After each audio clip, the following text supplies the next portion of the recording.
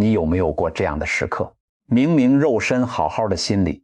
却像被无数无形的枷锁困住。白天看似正常生活，工作与人相处，可一到深夜，孤独、焦虑、内耗、绝望就会层层翻涌，缠得你喘不过气。你想挣脱，却越挣扎越疲惫。你想摆脱负面的情绪和执念，却发现它们早已扎根在心底，挥之不去。很多时候，我们痛苦的根源从来不是外在的人和事，而是藏在生命里看不见也摸不着的捆绑与辖制。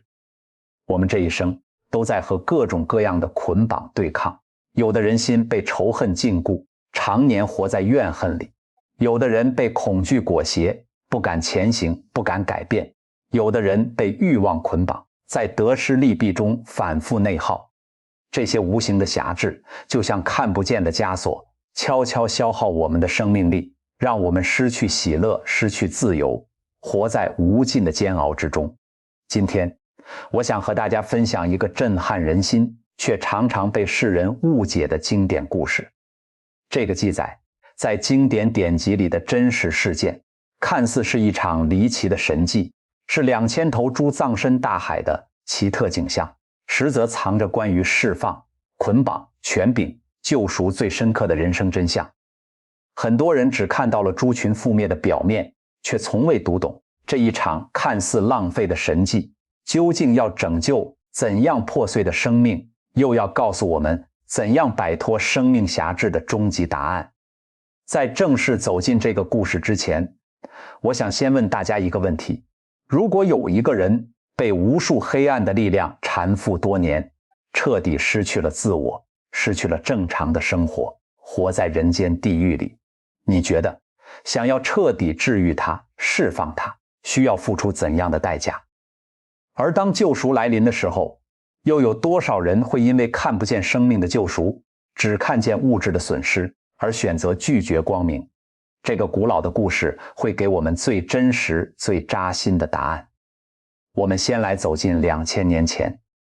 格拉森那片荒凉又压抑的土地，那是一片远离繁华、充满荒芜与悲凉的地界。一边是陡峭的山崖，一边是深邃的大海，山间遍布着荒凉的坟茔，阴气沉沉，死寂萧瑟。在当地人的认知里，这片土地是被咒诅的地方，是不洁、黑暗、被遗弃的角落。没有人愿意靠近，更没有人愿意停留。就在这片人人避之不及的荒山野坟之间，住着一个被所有人彻底放弃的男人。没有人记得他的名字，没有人在意他的过往，更没有人关心他的痛苦。在全城人的眼里，他只是一个疯癫、可怕、无可救药的怪人，是被命运、被生活、被所有人抛弃的可怜人。没有人知道，这个男人曾经也拥有正常的人生，他也曾有家人，有生活，有喜怒哀乐，有平凡安稳的日子。可不知从何时起，无数不洁的污鬼、黑暗的力量层层叠叠地缠附在了他的身上，彻底掌控了他的身心思想和言行。从那以后，他的人生彻底崩塌，坠入了无边无际的黑暗深渊，再也没有光亮。从那以后，他再也无法住在人群之中，再也无法拥有普通人的生活。他昼夜不离坟茔山野，终日在死寂的荒地里嘶吼哭喊，声音凄厉绝望，穿透山野的寂静，听得人心惊胆寒。他失去了所有的理智，失去了自我掌控的能力，被里面的黑暗力量支配着，日复一日地折磨自己。他会疯狂地拿起尖锐的石头，一遍遍地划伤自己的身体，血肉模糊，也毫无知觉疼痛，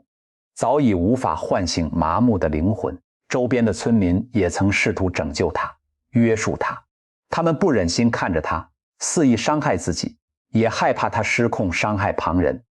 于是一次次用铁链脚镣捆锁他的手脚，把他禁锢起来，想要困住他疯狂的行为，让他回归安稳。可所有的束缚在他里面庞大的黑暗力量面前都不堪一击，无论多么坚固的铁链，多么厚重的镣铐，他都能轻易挣断，彻底碎裂。没有人能锁住他，没有人能管住他，更没有人能拯救他。所有人都束手无策，所有人都彻底绝望。渐渐的，大家不再尝试拯救他，不再怜悯他，只是远远地躲避、惧怕、排斥他。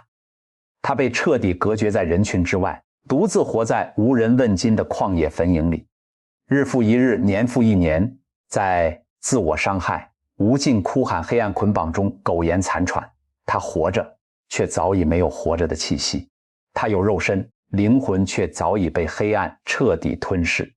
这是一种比死亡更痛苦的活着，是生不如死的永恒煎熬。更让人绝望的是，没有人能读懂他的痛苦，世人看到的只是他的疯狂、怪异、可怕，却没有人看见他正在被无数黑暗的力量层层蹂躏、死死辖制。他的嘶吼不是疯癫，是灵魂被压迫的求救；他的自伤不是任性，是被黑暗掌控后无法自控的挣扎。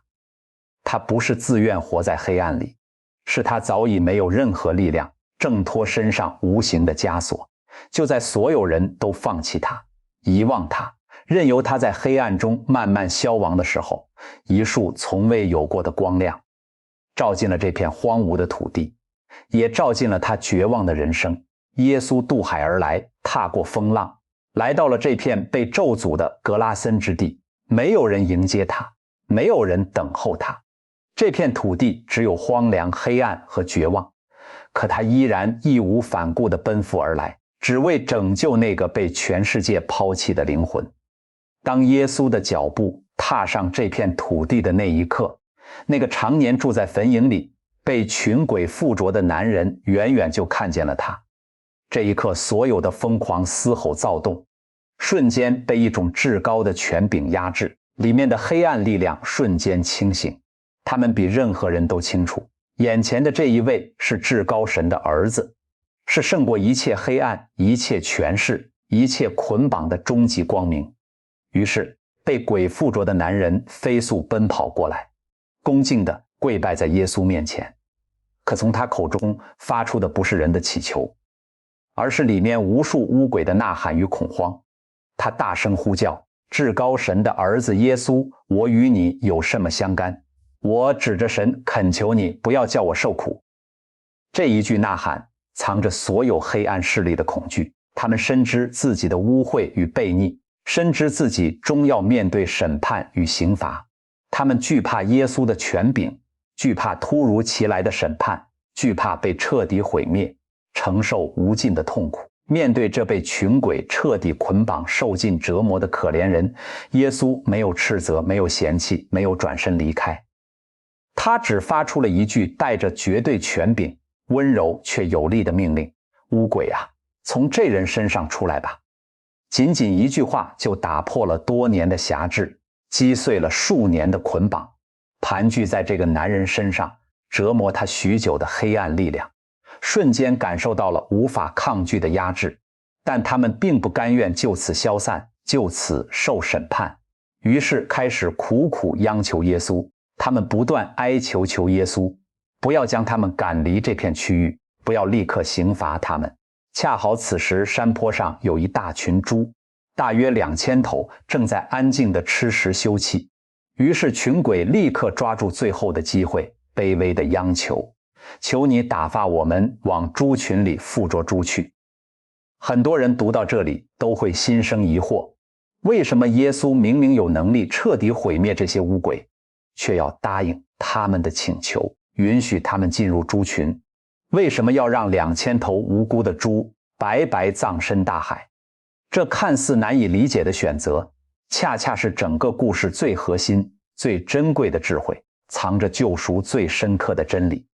我们先看经典典籍中的准确记载，正如马可福音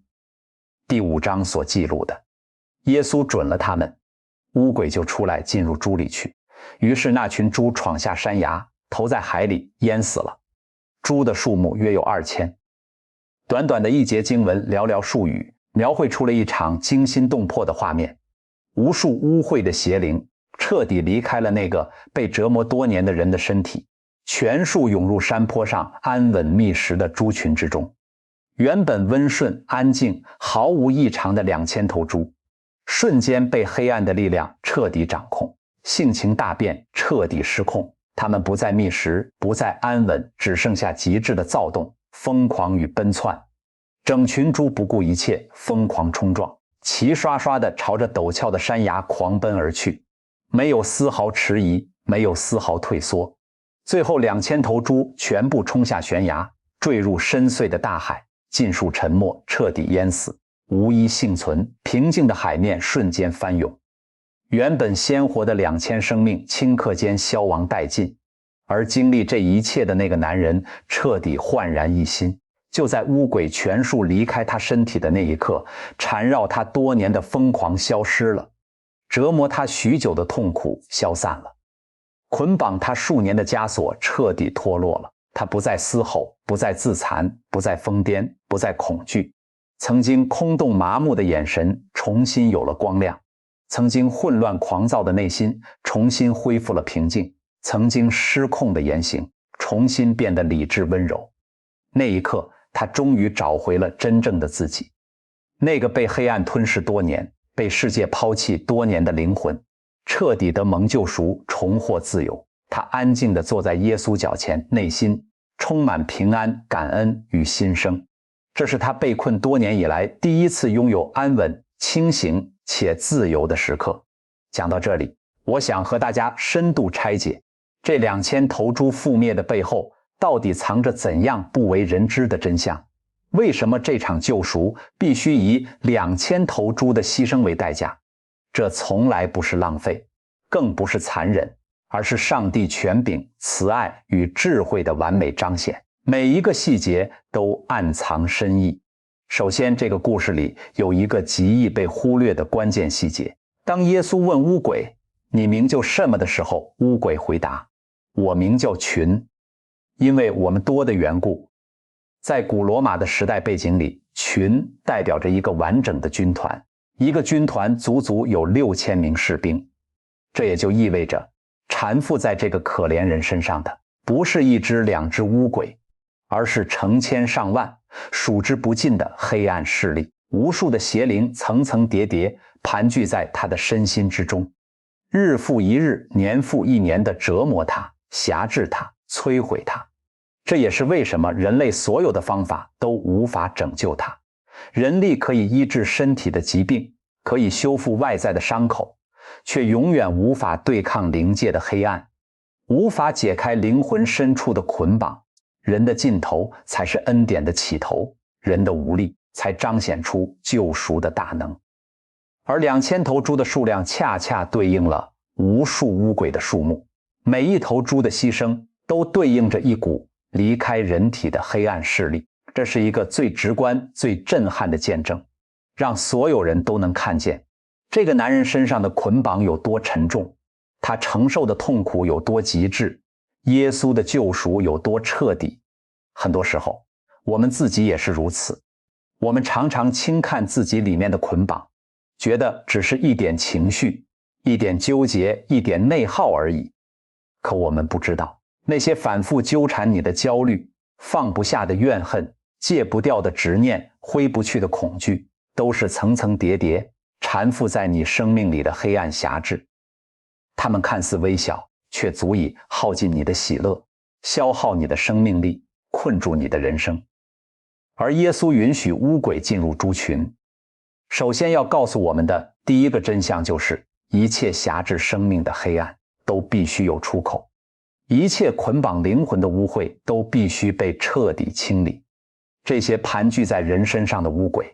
多年来以人为宿主，肆意折磨人的灵魂与肉身。人的生命是尊贵的，是被珍视的，是被救赎的对象，绝对不能永远成为黑暗的巢穴。所以耶稣不惜代价也要将所有黑暗彻底赶出人的生命，让人从捆绑中完全得自由。其次，在当时的犹太律法中，猪是不洁净的牲畜，是不被准许食用、不被洁净的存在。这也是整个故事最关键的伏笔。洁净、尊贵的人的生命绝不能被不洁净的黑暗持续盘踞，而不洁净的邪灵最终只能进入不洁净的宿主，最终随着猪群的覆灭，迎来黑暗的结局。这是极致的公义，也是极致的温柔。他宁可让不洁净的牲畜覆灭，也要保全一个珍贵的灵魂。他宁可舍去2000头猪，也要拯救一个被黑暗摧毁、被世界抛弃的生命。很多人会疑惑，2000头猪是村民的财产，是实实在在的损失，难道不值得可惜吗？这就是我们和上天最本质的区别。我们看重的是物质的得失，短暂的利益，眼前的盈亏，而上天看重的是灵魂的价值，永恒的生命，人心的自由。世人眼中贵重的财富，在永恒的救赎面前一文不值；世人眼中无用的罪人，在恩典之中却是值得倾尽所有去拯救的珍宝。这也是我想送给大家的第一句金句：物质的损耗终会消散，灵魂的自由才是永恒的救赎。所有为挣脱黑暗付出的代价，都是生命重生最值得的奔赴。我们继续往下看这个故事，最扎心、最现实的后续，也是最值得我们每个人反思的部分。当山间的牧人亲眼目睹了这一场惊天动地的神迹，亲眼看见那个被群鬼附着、疯癫、多年无人能救的怪人，此刻安稳清醒，全然得自由，他们瞬间满心震撼，他们不敢耽搁，立刻飞奔回城，把自己亲眼所见的一切奇迹原本地告诉了城里和乡下的所有人。全城的百姓听闻之后，纷纷聚集起来，一起去到山间，想要亲眼见证这件不可思议的事情。当他们来到耶稣面前，亲眼看见那个曾经疯癫自残、人人惧怕、被彻底遗弃的男人，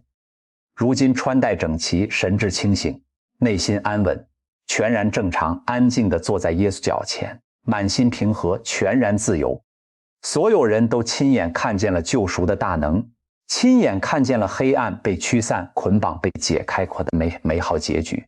可让人无比心寒、无比唏嘘的是，全城的人没有一个人为此感恩，没有一个人为此喜乐，没有一个人想要亲近这位带来救赎与光明的圣者。他们所有人的目光都绕过了那个重获新生的可怜人，绕过了极致的恩典与神迹，死死盯着空荡荡的山崖，平静的海面，满心满眼都是那沉没在海底的2000头猪。他们心里没有怜悯，没有感动，没有对生命的敬畏，只有无尽的心疼、不甘与愤怒。他们心疼自己的财产损失，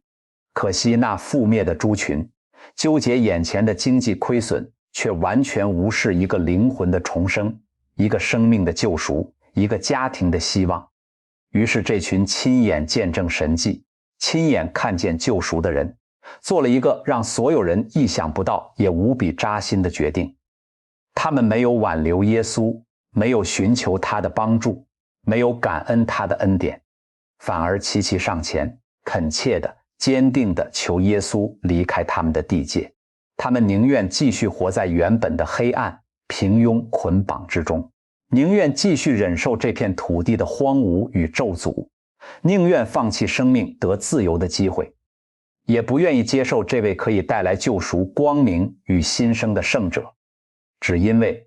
他触动了他们的物质利益，让他们承受了短暂的损失。这是整个故事最悲哀、最值得深思的地方。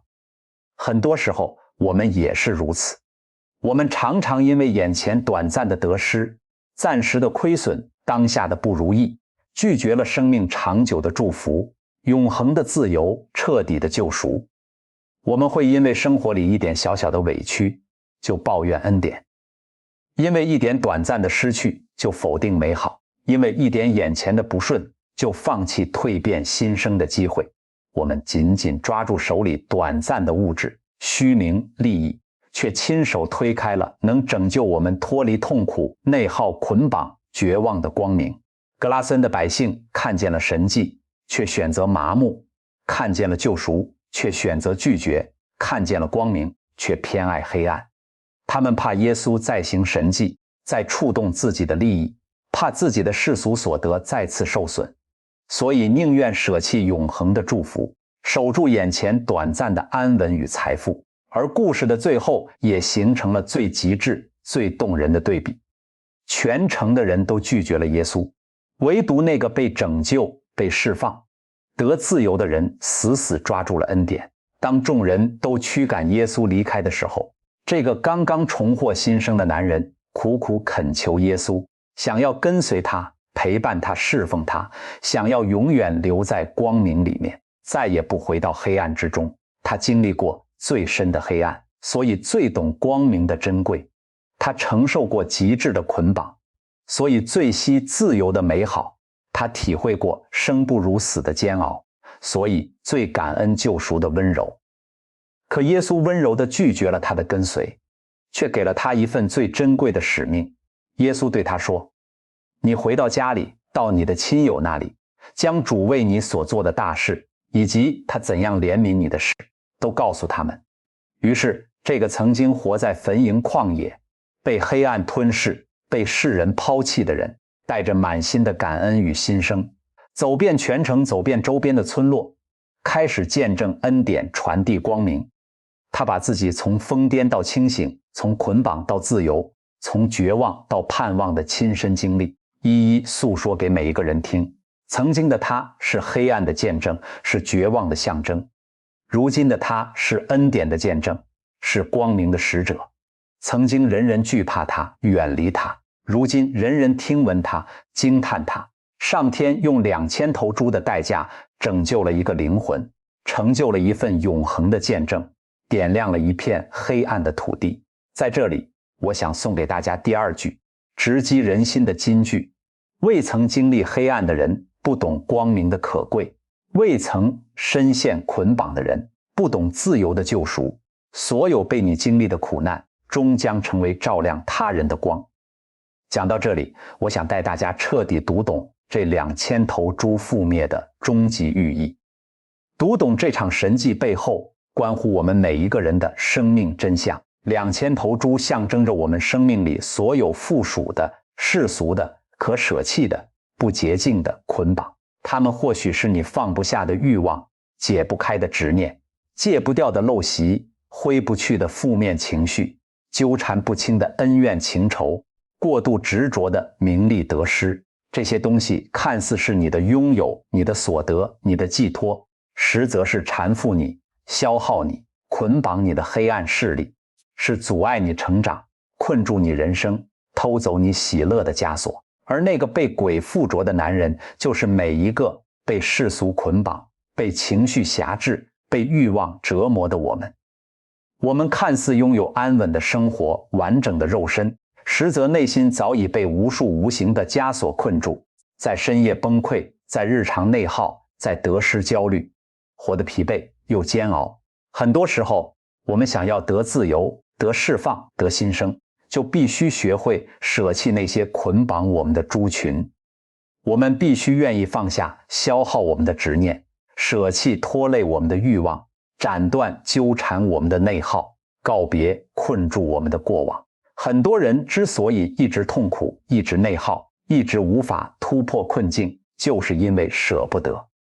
舍不得手里短暂的利益，舍不得心中纠结的恩怨，舍不得过往执念的情绪，舍不得世俗虚无的虚名。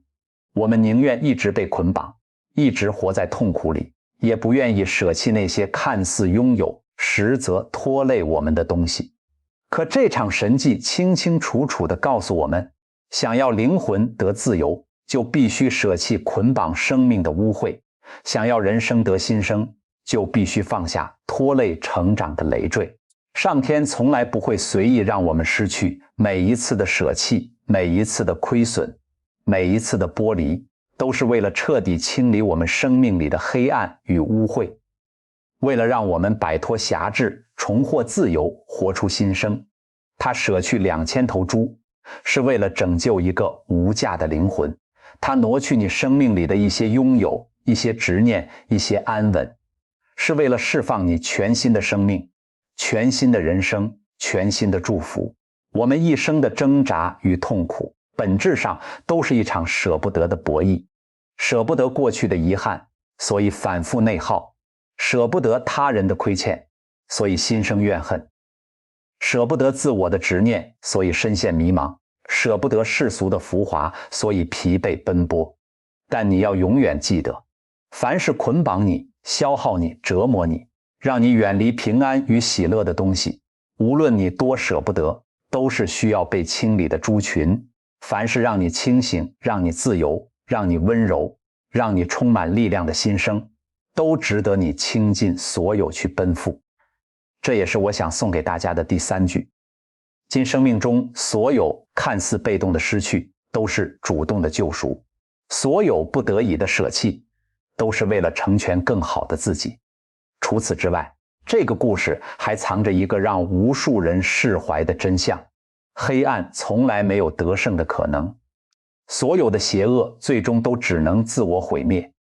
那些盘踞在人身上的污鬼，看似掌控了人的生命，肆意折磨人的灵魂，看似无比强大，无人能敌，可在光明与权柄面前，他们无比渺小，无比懦弱，无比不堪一击。他们不敢反抗光明，只能卑微哀求；他们无法掌控命运，只能被动接受结局。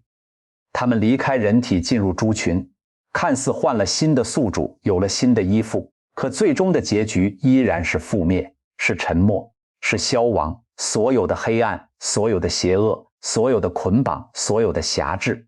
最终的归宿一定是自我毁灭。你生命里所有的焦虑、恐惧、怨恨、内耗、迷茫，看似牢牢困住了你，折磨着你，消耗着你，看似无穷无尽，无法摆脱。可只要你愿意迎接光明，愿意接纳救赎，愿意放下执念，所有的黑暗都会瞬间瓦解，彻底消散。黑暗的本质从来都是空虚且脆弱的，光明的力量永远真实且得胜。黑暗只能靠依附生命才能存活，而光明本身就是生命，就是力量，就是希望。在这里，我想送给大家第4句金句：一切黑暗都是暂时的依附，一切捆绑都有终结的时刻。光明一出，万般消散。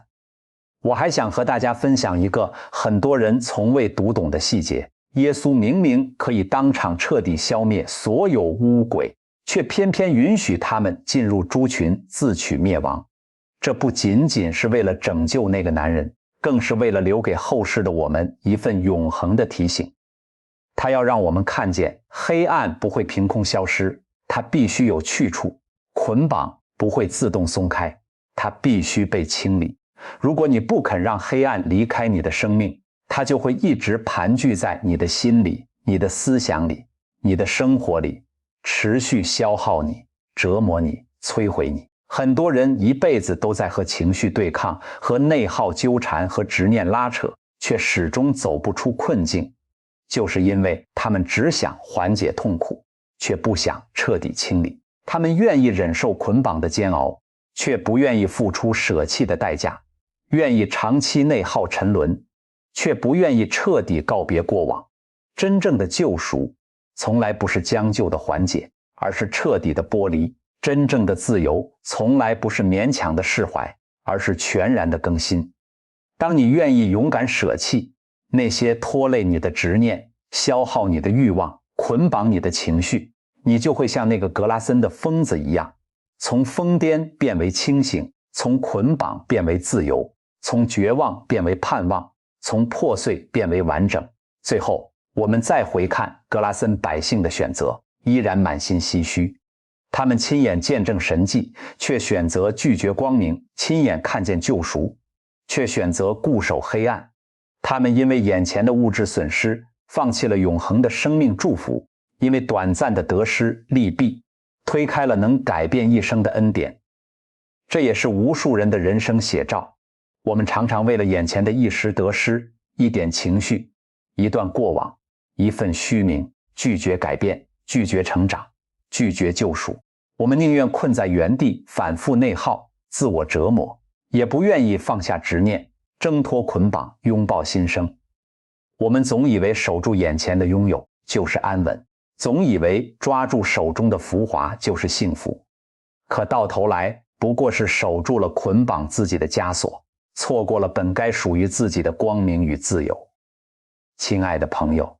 今天这个跨越千年的故事，想要告诉你，你的生命远比你手中的财富、执念、浮华、得失珍贵千万倍。所有捆绑你心灵、消耗你生命、阻碍你成长的一切，都不值得你为之停留，为之沉沦，为之舍弃自由。人生最可惜的，从来不是失去了些许物质、些许浮华、些许过往，而是明明有重获自由、脱胎换骨、全新重生的机会，却因为自己的舍不得、不甘心、不愿意，亲手推开了救赎，困在黑暗里，终身煎熬。愿我们都能读懂2000头猪背后的深意，看懂救赎的代价，明白自由的珍贵。愿我们都有勇气，舍弃生命里拖累我们的一切，清理心里所有的内耗、怨恨、执念与黑暗，挣脱所有无形的枷锁，活出清醒、自由、平安、充满力量的全新人生。愿我们不再像格拉森的百姓，因小失大，固守黑暗，而是像那个得蒙救赎的人，心怀感恩，奔赴光明，被治愈，被释放，被更新，也用自己的经历去温暖、照亮更多身处黑暗的人。今天这个震撼人心的故事，有没有深深触动到你？在这个故事里，是彻底得释放的救赎让你感动，还是世人因小失大的愚昧让你警醒？又或是你终于读懂了自己生命里那些需要被舍弃、被清理的捆绑与执念？真心邀请你在评论区留下今天最触动你的感悟，或者你此刻的心声。也希望每一个刷到这条视频的朋友都能点亮点赞、订阅频道、打开小铃铛。愿我们都能挣脱心灵的捆绑，告别内耗与黑暗，往后余生心有光明，身得自由，一生安稳。